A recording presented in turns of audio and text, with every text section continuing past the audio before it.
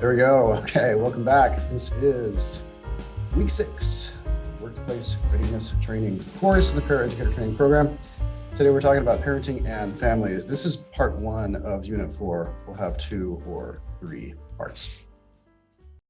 You all know that much of this content comes from human development, an OER text licensed by a CC BY license, and which is free to use in this class and any others. Okay, so today we're going to talk about the 4 major parenting styles that were identified by Baumrind in 1971. So by now it's pretty old research. It's over 50 years old, but people still use these categories to talk about different styles of parenting. And, you know, it's important to note that there's no set of parents that falls 100% into one of these categories. Everybody has parts of each, but you know, some of us just lean more towards one or another of them. So the 4 types in brief are authoritarian, which is a traditional type, permissive, where expectations are kept very low, authoritative, which sounds negative, but this is the most positive of all of them, according to current psychology. And uninvolved. So you could say that uninvolved is kind of the opposite of authoritarian. So let's look at each of these in turn. All right, authoritarian parents. They make the rules and they expect children to obey them. You got the picture here that kind of shows what an interaction between authoritarian parents and their kids might look like. These parents tend to place maturity demands on their children that are unreasonably high. You know, they're the kinds of people that expect their son or daughter to be a violin virtuoso by the time they're 8 years old, right? These kinds of things, wearing little suits and things like that. These are probably objectively expectations that are too high. And I think sometimes when we have a single child family or a single child society, this can tend to happen a little bit more because there's only one person to focus on. At the same time, you can end up with a lot of permissive parents in those contexts as well. These parents tend to be emotionally aloof and are unavailable. We probably, I try to put myself into the shoes of parents who behave this way, and it just makes me think that they probably don't want to show, perhaps they don't want to show so much emotion to their kids because they want their kids to be strong, right? They want them to survive and to be very competitive in society. But by cutting off their access to emotion, it kind of cuts off what it means to be human, right? So that's one style. Here's another one, just as far in the opposite direction, permissive parenting, where the kids rule. I used to call this child worship. Parents hold expectations of children that are way below what could reasonably be expected from them. In these cases, children are allowed to make their own rules and determine their own activities, while the parents just sort of acquiesce. Parents are emotionally available and supportive, but they fail to provide structure for their children. Okay, so in this course and in our companion course, I've said many times that even kids who misbehave a lot appreciate structure. They want to know what the expectation is. So even if their goal is to thwart the expectation and to not give you what you've asked for, they do want to know what the goal is. It's only fair. It's only fair that everybody knows what the goal is, right? So that if some people get punished, they know what they're getting punished for. And we can talk about what punishment looks like, ideally, later on today.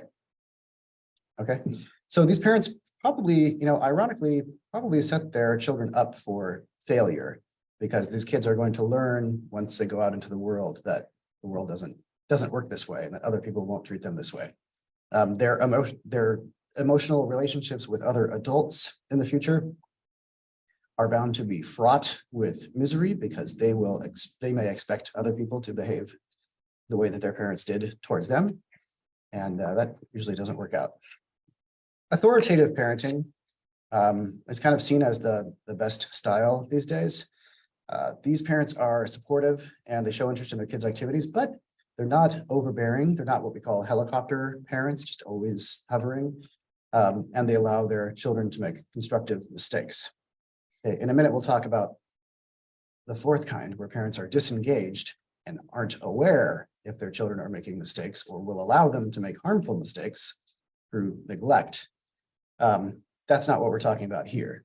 Here it is watching the kids grow, watching them make those mistakes that are the only way that they will learn certain things, which is painful for parents to watch, but we as adults know that it's the only way we learned these things.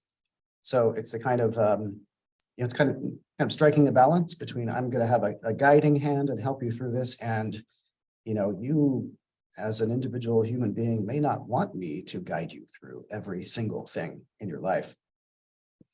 In this style of parenting, parents allow negotiation where it's appropriate, not all the time, just where it's appropriate. And so in consequence, this type of parenting is considered more democratic.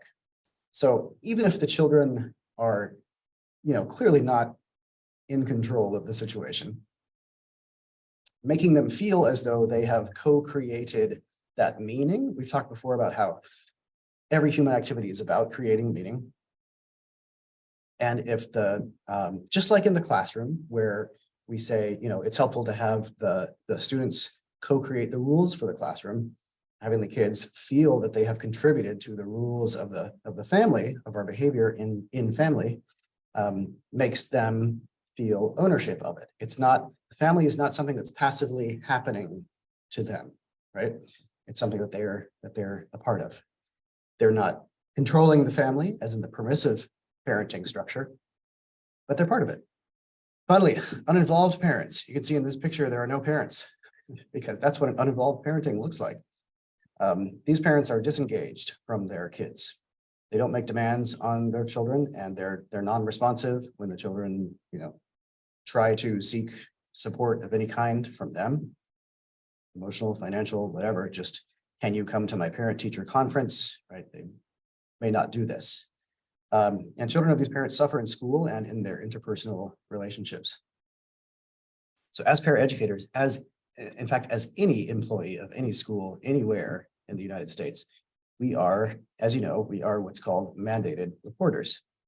So if we determine that neglect is happening, and we talk in our other course about a lot of signs of neglect, like very old clothes or inappropriate clothes for the season, like shorts and a t-shirt in winter, where the kid is obviously not chosen that outfit, right? Lack of a school lunch, or a candy bar for lunch, and that's it, right? These kinds of things. These are all sort of harbingers of neglectful parenting, and these are the kinds of things that we do need to report to other people in the school and let them take it from there.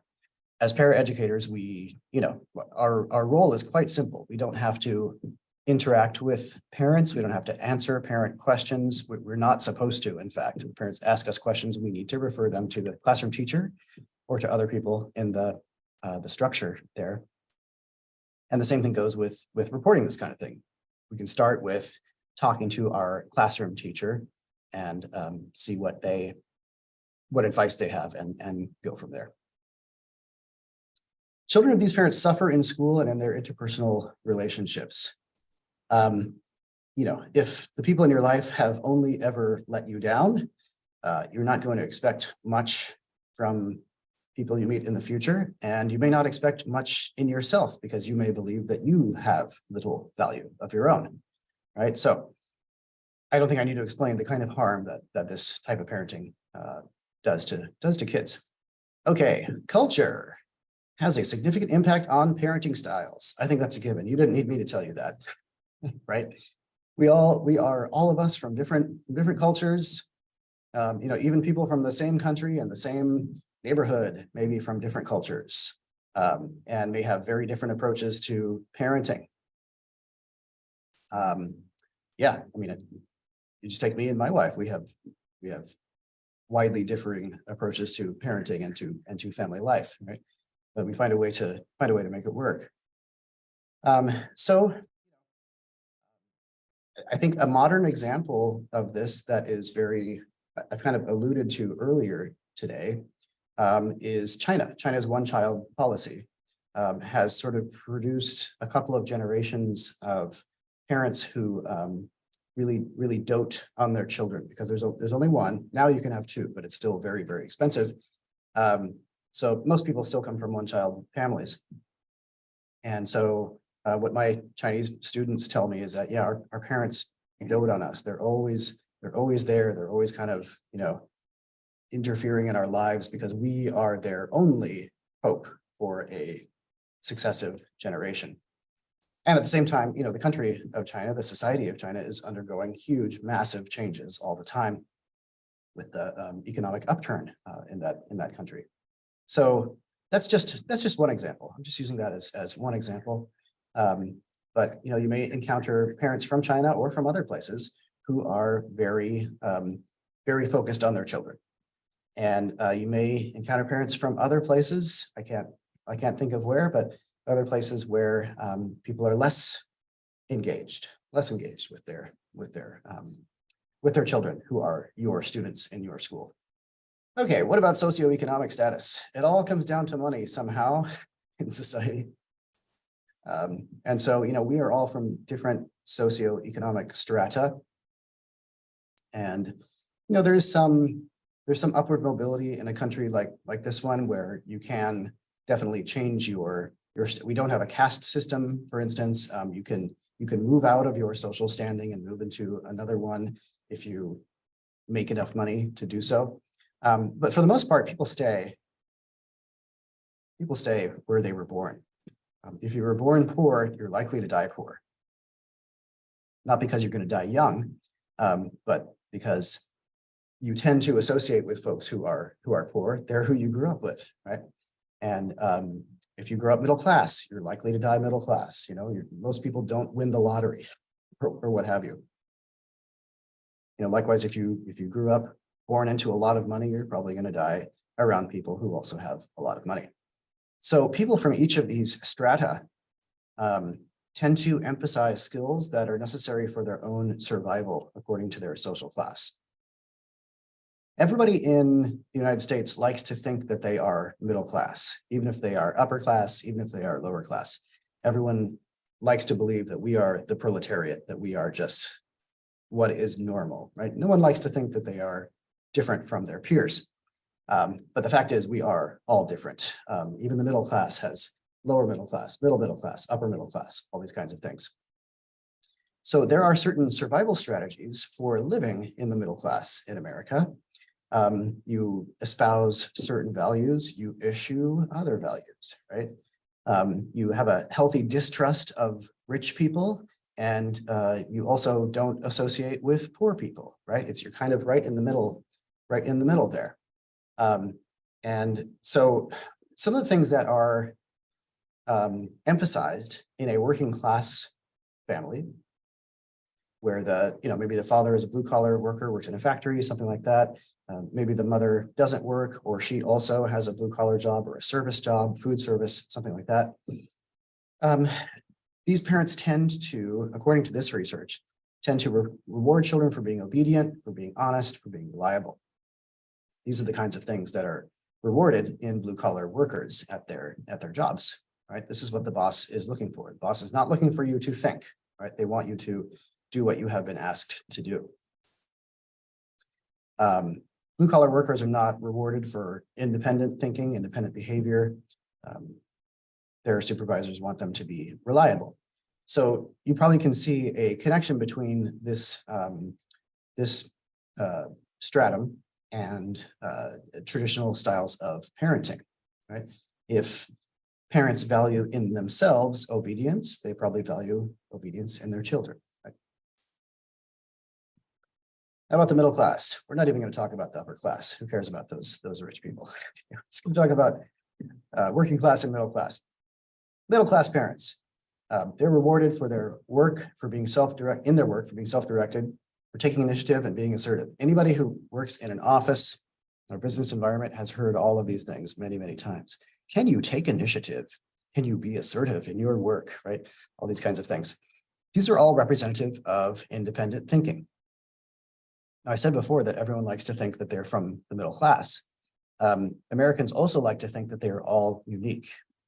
This is why we have our given names first and our family names last. That's literally the reason. Western people like to think that they are all unique, that they are not part of a group. So being self-directed, being a self-starter, asserting oneself, thinking independently. These are things that are rewarded among middle-class children, just like the parents are rewarded for them at work. Let's bring up an unpleasant topic: corporal punishment, spanking, stuff like that. Internationally, the status of corporal punishment has been changing. Happily, it's been changing over the past, 50 or 100 years. Physical discipline is increasingly viewed as a violation of children's rights, children's human rights, I should say. However, it's still kind of hanging on. There are still a lot of parents who spank, do that kind of thing. It's still common in certain cultures. And actually, and I was doing some reading on this, it seems that it still exists in the majority of the world's cultures. So it's still a big thing. But in this country, it is not. It's not something that, for one, it will never happen in school. Nobody is ever going to spank a child in school, ever. But even at home, it's the kind of thing that, the neighbors would not be happy to know what's going on, this kind of thing. So that's the status of corporal punishment in the United States. And I acknowledge that it's different everywhere. One of the problems with corporal punishment, a couple of the problems, is that it doesn't lead to better behavior. It actually tends to lead to worse behavior. People want to avoid that pain so much, so badly, that they will go to great lengths to cover up their misbehavior. I'm thinking of like teenagers and things like that. Also, folks who are corporally punished as young children tend to exhibit more aggressive behavior towards other people. They tend to think that violence is more okay than other children do. So, we call it a backfire effect. It's supposed to be positive. It's supposed to lead to better behavior, and it just leads to worse behavior and an increased tolerance for violence. We don't need any more of that in this country. So what else can we do? What are some alternatives to spanking and corporal punishment? These are hard to do. I'm a parent. I get very angry at the kids sometimes when they do some crazy thing. And I try to, this first one is a big one for me. I really try to praise and model appropriate behavior. So in this course and in our other course, we've talked about this type of thing where instead of, it's kind of like the difference between a deficit model and an asset model, where you're not telling the child that they lack something, that their behavior is bad. These are the things that you do wrong. Instead, you're telling them the things that they do right. Okay, so example, I like it when you take the trash out on time, right? Of course, in my house, it's me always taking the trash out, but assuming my kids grow up and start taking the trash out, and then one day they forget, I'm able to say something along the lines of, I appreciate it when you take the trash out on time. And when you don't take the trash out on time, I don't, right? Something like that. Instead of, why didn't you take the trash out, right? That kind of thing. What else? Rather than providing violence or behavior that we don't like, we can give timeouts. Timeouts are such a big thing in my house that sometimes the kids give themselves timeouts. They say, I need a timeout. I recognize my behavior is kind of wacky. I need to take a little timeout. That's what our daughter said a few years ago, much to our surprise. Connected with this are the idea of positive and negative consequences. So these are as applicable at home as they are at school, right? So children can have, students and children at home can have positive consequences for things they do, like ice cream, right? Or negative consequence for things they could do, like no access to ice cream, right? This kind of thing. The last one on this page, giving choices that we'll talk about. is sort of bound up with that meaning making again. Well, you can choose this, but then we'll have to do this. You can choose that, and then we'll get to do this, right? These kinds of things. Hopefully, it does make the child feel as though they are co-constructing the meaning of whatever activity that is that you all are doing or trying to avoid doing. Some more alternatives to spanking include heightening emotional awareness. Okay, so helping the child to identify emotions and learn to calm down. These are some things that can be pretty efficacious. So yeah, in an authoritarian family where even talking about emotions is not allowed or encouraged, this is probably not going to happen. But in one of the other styles of family upbringing, you can see this is possible. Becoming emotionally aware, having a vocabulary around emotion. And I'm not talking about taking it super, super far, just, oh, I'm feeling angry, I'm feeling sad, I'm feeling happy, I'm feeling grateful, right? These types of things. When we can enable children to identify their own emotions, we can help them to make those connections between the emotions and the behaviors. Okay, then there's the power of ignoring. If you have ever taught a class anywhere ever, then you have this power, the power of ignore. It seems like it's harder with your own kids, but with other people's kids, you can ignore a lot. And I've had to ignore a lot. I taught high school before, and just if I had to respond to every single thing that those students were doing, I would never get anything done. So you can ignore a lot of things that are below the threshold of something that we need to respond to. And also withdrawing privileges. I talked a minute ago about withholding the ice cream, right? That kind of thing. A lot of kids are food motivated. So, this is different from bribing, right? Take out the garbage and I'll give you some ice cream. That's not what I mean. If ice cream is an expected reward for, regular behavior, just positive behavior, I finished my dinner, here's the ice cream. Then finishing the dinner and not taking out the garbage does not earn ice cream. Does that put it into context? Does that make it make sense?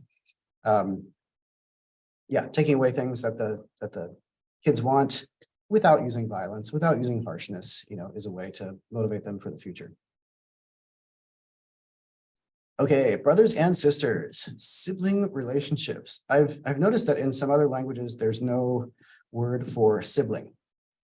So I always give those two different things. Brothers and sisters, relationships between brothers and sisters.